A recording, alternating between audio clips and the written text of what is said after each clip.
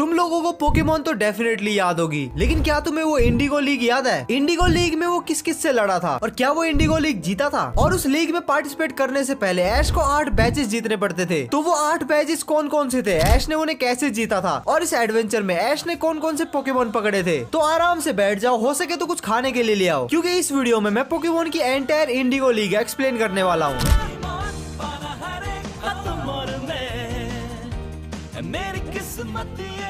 Pokemon की कहानी की शुरुआत होती है ऐश केचप नाम के लड़के से, जिसका मकसद होता है पोकेमोन मास्टर बनना। और अब ऐश 10 साल का हो चुका था, इसका मतलब अब वो पोकेमोन ट्रेनर बन सकता था। और नेक्स्ट डे उसे उसका फर्स्ट पोकेमोन भी मिलने वाला था। लेकिन पता नहीं रात को इस बंदे ने क्या किया और ये अगली सुबह लेट उठता है, और इसीलिए वो पोकेमोन सेंटर भी लेट पहुंचता है। और जब तक वहाँ पहुंचता है सब कुछ लूट चुका था, मेरा मतलब सारे पोकेमोन उनके ट्रेनर्स लेके जा चुके थे। और यहाँ पे हमें मिलवाया जाता है प्रोफेसर ओक के पोते गैरी से, जो की ऐश का राइवल होता है। वो ऐश की जलाने में कोई भी कसर नहीं छोड़ता और वहाँ से चला जाता है। और जैसा की एक हफ्सी लोंडा बोलता है कि लड़की होनी चाहिए और जिंदा होनी चाहिए, वैसे ऐश बोलता है कि पोकेमोन होना चाहिए और एक जिंदा होना चाहिए, मुझे कोई भी चलेगा। तो प्रोफेसर ओक उसके मुंह पे दे मारता है पिकाचू, जो कि ऐश की बात बिल्कुल भी नहीं मानता और ना ही वो पोकेमोन बॉल में जाता है। अब ऐश अपनी माँ का आशीर्वाद लेके और पिकाचू को घसीटते हुए निकल पड़ता है अपने एडवेंचर की तरफ। और ऐश को रास्ते में एक पीजी मिलता है और जवानी के जोश में ऐश उसे पकड़ने का ट्राई करता है, लेकिन वो उस पीजी को गुस्सा दिला देता है। और फिर वो पीजी अपने बंदे लोग को बुलाता है और ऐश और पिकाचू पे हमला बोल देते हैं। ऐश और पिकाचू उनसे बचते बचते एक नदी में जाके गिर जाते हैं और फिर वहाँ उन्हें क्यूटी मिलती है, मिस्टी। लगता है मछली फंस गई। क्या बात है, काफी बड़ी मछली फंस गई है।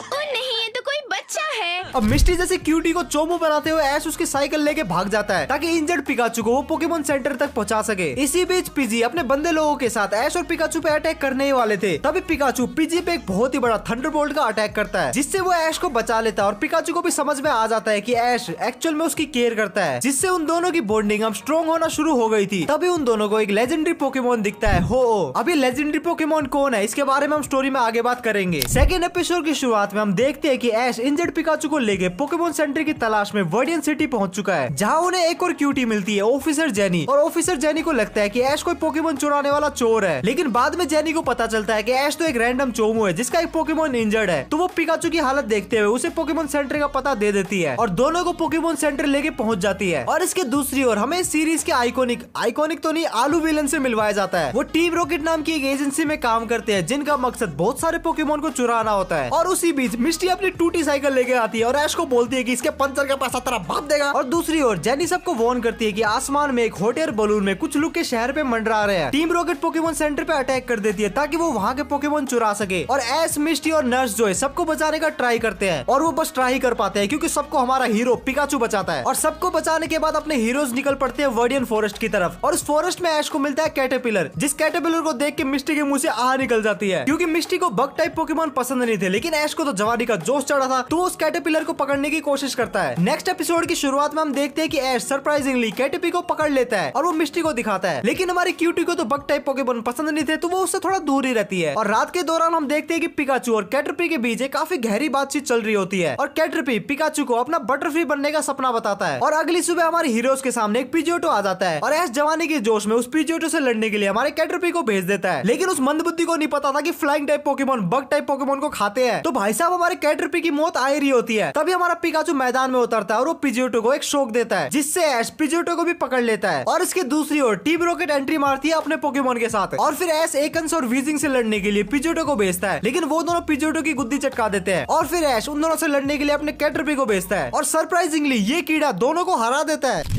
टीम रॉकेट के भागने का वक्त हो गया है। आज भले ही तुम जीत गए, पर हम फिर से आएंगे। उसके बाद कैटरपी इवॉल्व होता है मेटापोड में। नेक्स्ट एपिसोड में ऐश विडल को पकड़ने का ट्राई कर रहा था, लेकिन वहाँ पे एक सामुराई के कपड़े पहना हुआ लोंडा आता है, जो कि खुद को सामुराई बताता है। वो लड़का ऐश को एक बैटल के लिए चैलेंज करता है और ऐश उसको एक्सेप्ट भी कर लेता है। सामुराई बॉय पिंचर को लड़ने के लिए भेजता है और ऐश अपने पिजियोटो को, उसका पिंचर ऐश के पिजियोटो को इजीली हरा देता है। और फिर ऐश अपने मेटापोड को भेजता है, जो कि पिंचर को आसानी से हरा देता है। और फिर सामुराई बॉय अपने मेटापोड को भेजता है, और फिर दोनों मेटापोड एकदम सख्त लोंडे की तरह वहाँ पे सख्ती से ही खड़े थे। तभी तभी वहाँ पे बीट ड्रिल अपने बंदे लोगों के साथ आता है और वो ऐश के मेटापोड को उठा के ले जाते हैं और ऐश, मिस्टी और सामुराई मेटापोड को बचाने के लिए उसके पीछे भागते हैं। वहाँ पे मेटापोड को लगता है कि ऐश उसे बचाने अब तक नहीं आया, इसका मतलब ऐश ने उसे अबेंडन कर दिया है। लेकिन ऐश वहीं पे रहता है और उसे बचाने का ट्राई करता है और उसके बाद मेटापोड को रियलाइज होता है कि ऐश उसके बारे में एक्चुअल में केयर करता है। और जब सभी बीट ड्रिल ऐश के ऊपर अटैक करने जा रहे थे तभी मेटापोड ऐश को बचा लेता है और उसके बाद वो बटरफ्री में इवॉल्व हो जाता है। उसके बाद ऐश फाइनली प्यूटर सिटी पहुंचता है अपने फर्स्ट जिम बैटल के लिए और उन्हें वहाँ पे एक अजीब सा आदमी मिलता है जो कि उन्हें पोकेमोन सेंटर का रास्ता बताता है। और वहाँ पे उसे पता चलता है कि उसे इंडिगो लीग में पार्टिसिपेट करने के लिए टोटल में 8 बैचेस जीतने पड़ेंगे। तो अपना ऐश जवानी के जोश में प्यूटर सिटी के जिम लीडर ब्रोक से लड़ने के लिए पहुंच जाता है। ब्रोक अपने पोकेमोन ओनिक्स की हेल्प से पिकाचू को इजीली हरा देता है क्योंकि electric type Pokemon rock type Pokemon का कुछ उखाड़ ही नहीं सकते और ऐश के पास अभी तक कोई भी वाटर टाइप पोकेमोन नहीं था। लेकिन अपना लोंडा हार नहीं मानता और उसके बाद वही फ्लिंट नाम का अजीब आदमी ब्रोक की बैक स्टोरी ऐश को बताता है। वो बताता है कि ब्रोक के टोटल 9 छोटे भाई बहन हैं, मतलब ब्रोक का बाप काफी मेहनती आदमी था और टोटल में 10 बच्चे ना पालने की औकात होने की वजह से उसका बाप उन्हें छोड़ के चला गया और अब ब्रोक को उनके छोटे भाई बहनों का देखभाल करना पड़ता है, उनका पेट पालना पड़ता है। ये सुन के सभी लोग नेहा कक्कर बन गए। लेकिन ऐश को तो अपना बेस्ट चाहिए था तो वो ब्रोक से एक बार फिर से लड़ने के लिए पहुंच जाता है। इस बार मैं तुम्हें हरा कर रहूंगा ब्रोक।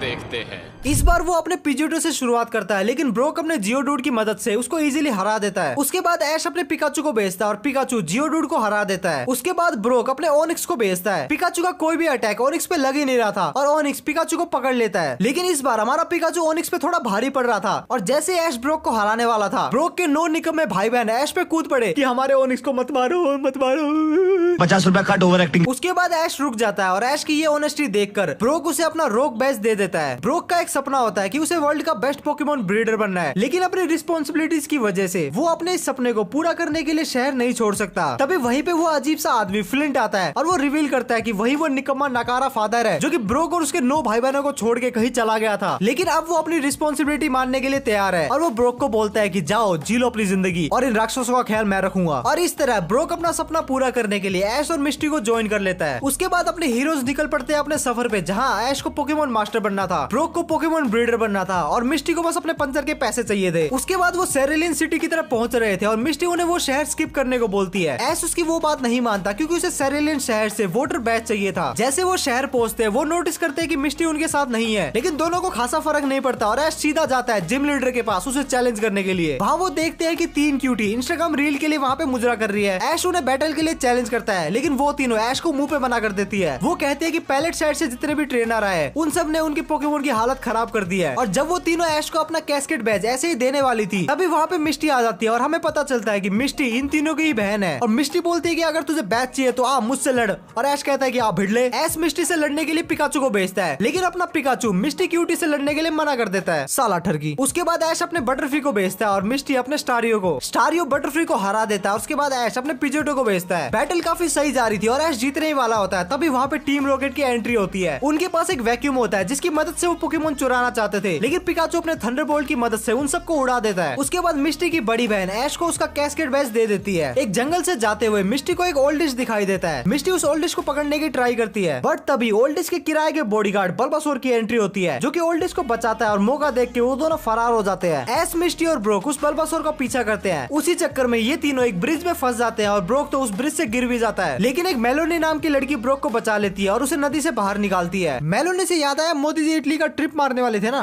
खैर मेलोनी पे वापस आते हैं। मेलोनी एक हिडन विलेज में रहती है जो कि पोकेमोन्स के लिए एक रिहैब सेंटर की तरह काम करता है। हर एपिसोड की तरह नल्ली टीम रॉकेट पोकेमोन चुराने के लिए आती है लेकिन ऐश, बल्बासोर और पिकाचू उन सबको उड़ा देते हैं और ये सब देख के मेलोनी जी ऐश से इम्प्रेस हो जाती है और वो ऐश को बल्बासोर एज ए गिफ्ट देने लगती है। लेकिन हमारे बल्बासोर को ये सौदा मंजूर नहीं था। ऐश बल्बासोर को बोलता है कि पहले मुझसे भिड़, मुझे हरा और ले जा मुझे। और ऐश पिकाचू की मदद से बल्बासोर की गुद्दी नाप देता है और बल्बासोर को पकड़ लेता है और इस तरह ऐश के पास पिकाचू को छोड़ के उसका तीसरा पोकेमोन आ जाता है। अपने तीसरे जिम बैच के लिए ऐश और उसकी गैंग वर्मिलियन सिटी की तरफ निकल पड़ते हैं लेकिन वो रास्ते में रास्ता ही भूल जाते हैं। हम 10 दिनों से वर्मिलियन शहर जाने का रास्ता ढूंढ रहे हैं। ये तुम्हारे कंधे पर कीड़ा है क्या?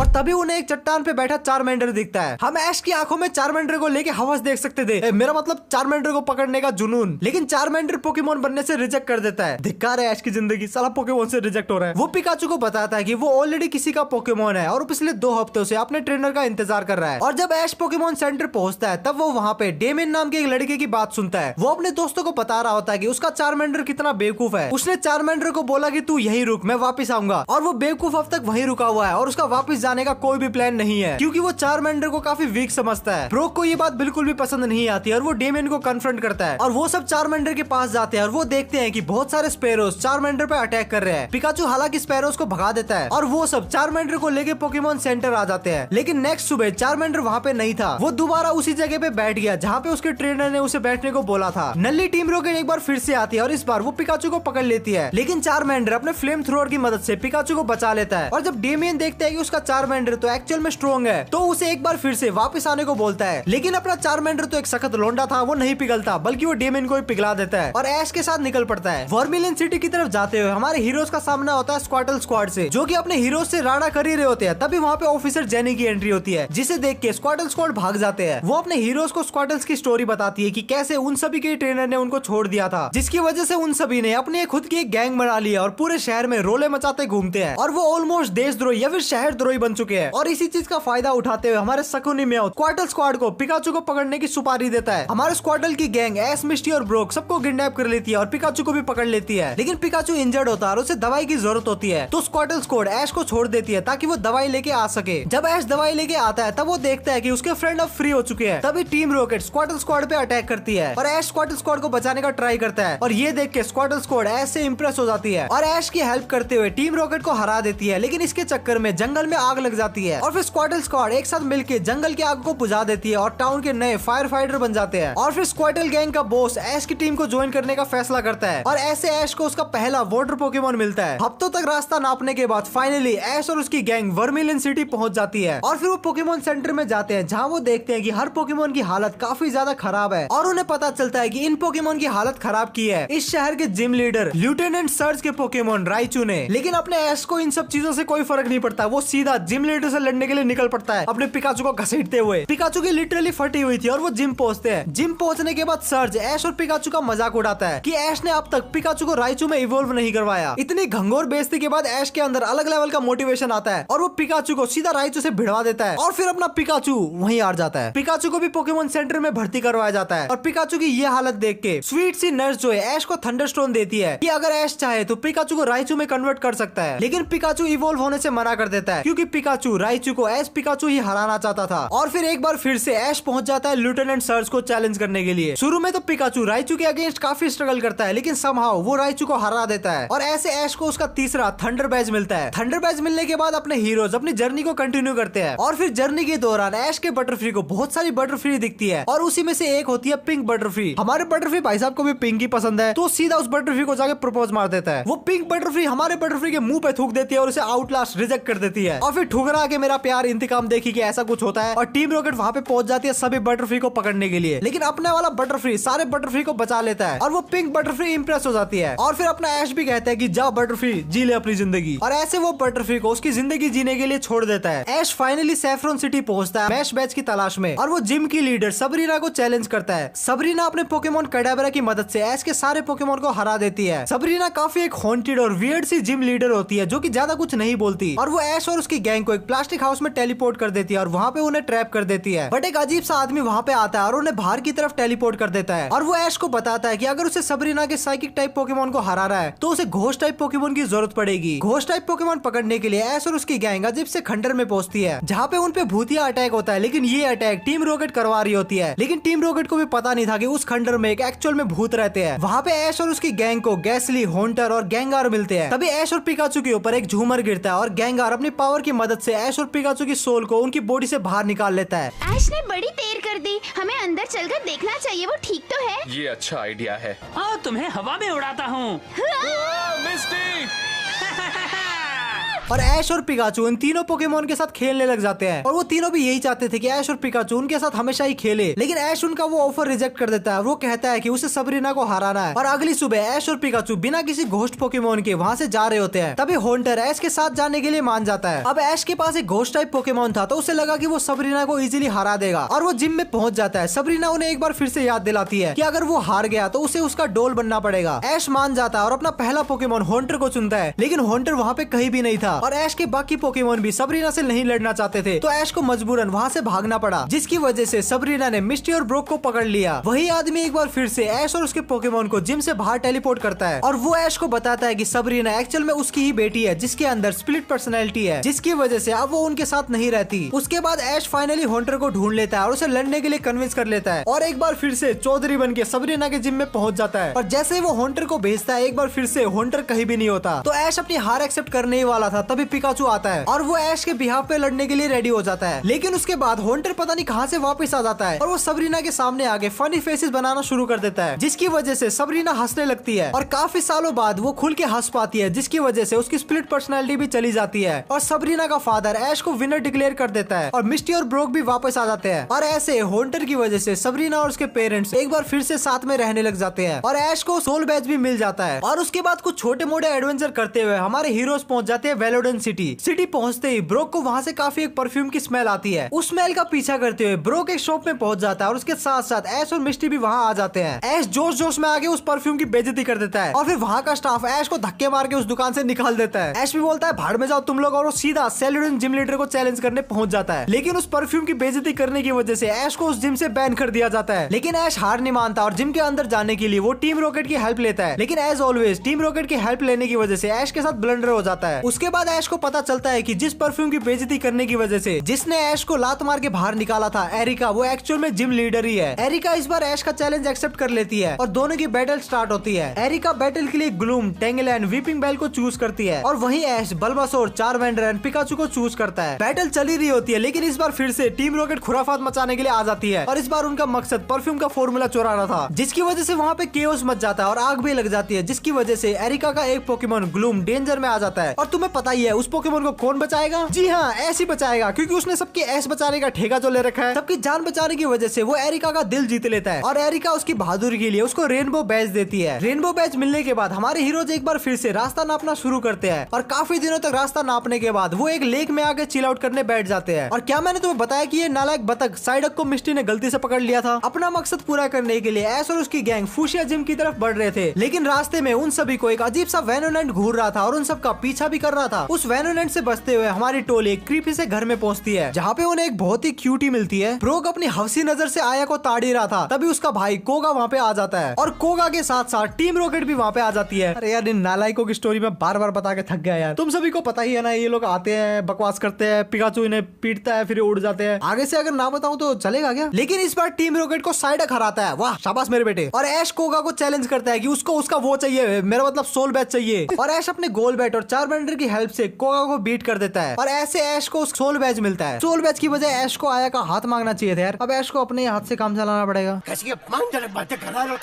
इसके बाद के एपिसोड में हम देखते हैं कि ऐश का चारमेंडल रैंडमली ऐसे ही 4 मिलियन में इवॉल्व हो गया। अब हमारे हीरोज रास्ता नापते नापते ग्रैंडपा कैनियन आ गए थे, जहाँ पे बहुत सारे लोग अर्थ फॉसिल की खुदाई कर रहे थे और वहाँ पे टीम रॉकेट भी पहुंच जाती है फॉसिल के रिमेन को खोजने के लिए। और ये लोग फॉसिल को खोदने के लिए बॉम्ब ब्लास्ट करने का प्लान बनाते हैं। भाई, इनकी बुद्धि के लिए तो मैं इनको भारत रत्न दिलवाना चाहूंगा। हालांकि हमारे हीरोज उस बॉम्ब को फूटने से रोकने का ट्राई तो करते हैं, लेकिन एंड में बॉम्ब फूटता ही है और वहाँ पे एक अंडरग्राउंड केव रिवील होती है, जहाँ पे होते हैं बहुत सारे एंशिएंट पोकेमोन जो कि ब्लास्ट की वजह से गुस्सा हो गए थे और उनसे लड़ने के लिए ऐश अपने 4 मिलियन को बुलाता है। बट 4 मिलियन लड़ने से मना कर देता है। लड़ने से क्या, वो ऐश की बात मानने से ही मना कर देता है। और फिर एरोडैक्टिल 4 मिलियन पे अटैक करता है और ऐश को उठा के ले जाता है। और एरोडैक्टिल 4 मिलियन को चिढ़ा रहा था कि देख मेरे पास पंख है, मैं उड़ सकता हूँ। तभी 4 मिलियन को गुस्सा आया और उसी टाइम 4 मिलियन चारिज़ार्ड में इवॉल्व हो जाता है और चारिज़ार्ड एरोडैक्टिल पे फ्लेम थ्रोअर अटैक करता है। और फिर जिगलीपफ अपना गाना गा के एरोडैक्टिल को सुला देती है। लेकिन जिगलीपफ के गाने की वजह से सिर्फ एरोडैक्टिल नहीं बल्कि हमारे सारे हीरोज भी सो जाते हैं। और जब वो लोग पहुंचते हैं तो वहाँ पे ऑफिसर जेनी आ चुकी थी, जो कि उन्हें वहाँ से जाने के लिए बोलती है। और जाते जाते ऐश को एक फॉसिल एग मिलता है। उसके नेक्स्ट एपिसोड में टीम रॉकेट को लगता है कि वो एग काफी कीमती हो सकता है, तो वो उसे चुराने के लिए प्लानिंग करते हैं। वो एग सेलर बन के हमारे हीरोज के सामने आते हैं और वो उस एग को चुरा लेते हैं। अपने हीरोज अपने अंडे को वापस लेने के लिए टीम रॉकेट के पीछे भागते हैं और अंडे को वापस लेने का ट्राई करते हैं। और इसी प्रोसेस में वो अंडा गिरने ही वाला होता है, लेकिन हमारे हीरो पिकाचू ने उस अंडे को बचा लिया। बट स्टिल वो अंडा टूट जाता है और उसके अंदर से टोगेपी निकलती है। और बाहर आते ही टोगेपी सबसे पहले मिस्टी को देखती है और फिर सब में लड़ाई होती है कि इस पोकेमोन को कौन रखेगा। और इस चीज का फैसला करने के लिए वो एक पोकेमोन बैटल रखते हैं जिसमें ऐश जीत जाता है। लेकिन टोगेपी तो मिस्टी को अपनी माँ मान चुकी थी, तो टोगेपी इन द एंड मिस्टी के पास ही रहती है। अब अपने लोंडे लोग रास्ता नहीं नापते, बल्कि वो एक क्रूज में बैठ के सिनेबार आइलैंड की तरफ जाते हैं ताकि वहाँ ऐश अपनी नेक्स्ट जिम बैटल लड़ सके। और क्रूज में उन्हें गैरी ओक भी मिलता है, जो कि वैकेशन के लिए सिनेबार आइलैंड जा रहा था। और वो ऐश को बताता है कि वहाँ पे अब कोई भी जिम एग्जिस्ट नहीं करता। और जब वो सिनेबार आइलैंड पहुँचते हैं तब उन्हें पता चलता है कि यहाँ की जिम तो शट डाउन हो चुकी है, क्योंकि वहाँ का जिम लीडर ब्लेन टूरिस्ट से तंग आ चुका था। अपने लोंडे और लोंडिया रात को रुकने के लिए कोई जगह ढूंढते हैं और फिर उनको एक रिडल मिलती है। और उस रिडल को सोल्व करने के बाद इंक कीपर उन्हें एक न्यू रिडल के बारे में बताता है कि यहाँ एक सीक्रेट जिम भी है जहाँ पे फायर फाइटर कभी नहीं जीतते। हमारे हीरो स्विमिंग पूल में चिल आउट कर रहे होते हैं, तभी टोगेपी एक्सीडेंटली स्टोन गैराडोस के फेस पे पैर रख देती है, जिसकी वजह से वहाँ पे एक अंडरग्राउंड पैसेज ओपन हो जाता है, जो उन्हें सीधा एक बैटल फील्ड में लेके जाता है। और वहाँ पे जाके उन्हें पता चलता है कि इंक कीपर कोई और नहीं बल्कि जिम का लीडर ब्लेन है। और फिर वहाँ पे ऐश और ब्लेन की पोकेमोन बैटल स्टार्ट होती है। ब्लेन का पहला पोकेमोन होता है पावर हाउस नाइनटेल, जो कि ऐश के स्क्वाटल की वाट लगा देता है। उसके बाद ब्लेन राइडन को चूज करता है और ऐश चारिजार्ड को। बट चारिजार्ड ऐश की घंटा कोई बात नहीं मानता और फिर ऐश फाइनली पिकाचू को भेजता है। पिकाचू राइडन को हरा देता है। उसके बाद ब्लेन मैगमार को भेजता है। पिकाचू मैगमार के अटैक से बहुत ही मुश्किल से बचता है और ये देखते हुए कि पिकाचू को कुछ ना हो जाए इसलिए ऐश मैच को क्विट कर देता है। और दूसरी तरफ टीम रॉकेट मैगमार को चुराने का प्लान करती है और अपने साथ वो फ्री ब्लास्टर लेके आते हैं, जिसकी मदद से वो मैगमार को टेम्परेरी फ्रीज कर देते हैं। बट टीम रॉकेट की इस हरकत की वजह से वहाँ पे केओस शुरू हो जाता है और पूरे स्टेडियम में रेड लावा आना शुरू हो जाता है, जिस लावा को रोकने के लिए ब्लेन मैगमार की हेल्प लेता है। और सरप्राइजिंगली चारिजार्ड भी मैगमार की हेल्प करता है और ऐश के बाकी पोकेमोन भी लावा को रोकने का ट्राई करते हैं और इन द एंड वो लावा को रोक ही देते हैं। और इससे खुश होकर ब्लेन ऐश को एक रीमैच देता है, लेकिन इस बार चारिजार्ड मैगमार को हराना चाहता था और वो ऐश की तरफ से लड़ता है। और मैगमार और चारिजार्ड एक बहुत ही खतरनाक बैटल करते हैं। अगर मैगमार तुम्हें उस लावा में ले गया तो तुम नहीं जीत पाओगे।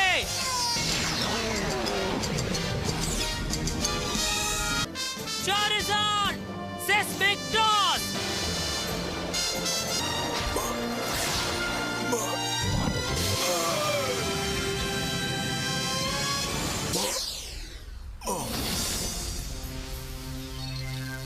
और ऐसे ऐश को उसका 7th बैच वोल्केनो बैच मिलता है। अब ऐश और उसकी गैंग पहुंच जाते हैं वर्डियन सिटी में अपना 8th बैच पाने के लिए। ऐश जैसे ही जिम में पहुंचता है उसे जिम के अंदर नहीं जाने दिया जाता। उसे बताया जाता है कि जिम के अंदर ऑलरेडी गैरी और जियोवानी फाइट कर रहे हैं और जियोवानी और कोई नहीं बल्कि टीम रॉकेट का ही लीडर है। जियोवानी म्यूटू की हेल्प से गैरी को इजीली हरा देता है, लेकिन कुछ इमरजेंसी की वजह से जियोवानी को वहाँ से जाना पड़ता है और जाने से पहले वो टीम रॉकेट को वहाँ का टेम्परेरी जिम लीडर बना के जाता है। और फिर ऐश गैरी से मिलता है और गैरी की हालत लिटरली टाइट थी और गैरी ऐश को बताता है कि इस जिम लीडर को हराना इम्पॉसिबल है। वो बताता है कि जिम लीडर दरिंदा है, एकदम दरिंदा, और उसके पोकेमोन भी उसकी तरह ही दरिंदे हैं। लेकिन ऐश किसी की नहीं सुनता और वो जिम के अंदर जाता है जिम लीडर को चैलेंज करने के लिए। और वहाँ पे वो पाता है कि जिम लीडर तो ये टीम रॉकेट है। स्टार्टिंग में जेसी ऐश से जीत रही होती है, बट ऐश अपने माइंड का इस्तेमाल करता है और मैच को डोमिनेट करने लग जाता है। तभी मेओथ मैच में चीटिंग करने की ट्राई करता है और गैरी उसे रोक लेता है और ऐश पिकाचू की हेल्प से सारे पोकेमोन को हरा देता है। लेकिन टीम रॉकेट अर्थ बैच देने से मना कर देती है और उसके बाद टोगेपी गलती से बॉम्ब ब्लास्ट कर देती है, जिसके ब्लास्ट से टीम रॉकेट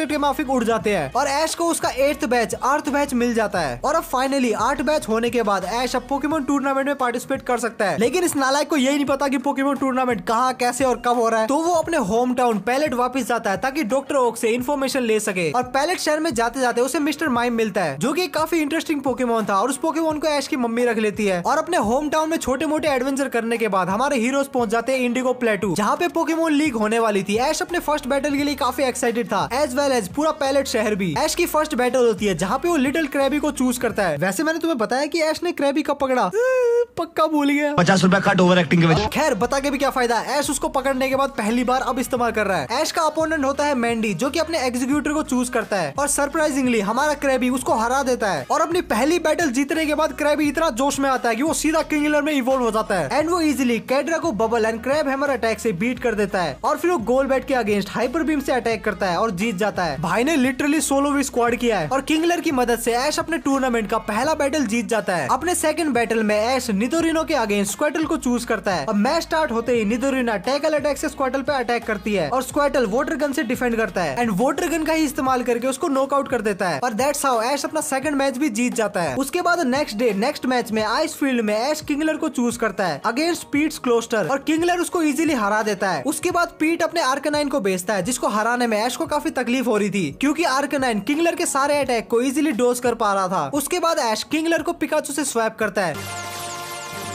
नहीं हो रहा, सारे मैदान को पिघला दिया है। पिकाचू थंडरबोल्ट अटैक अभी।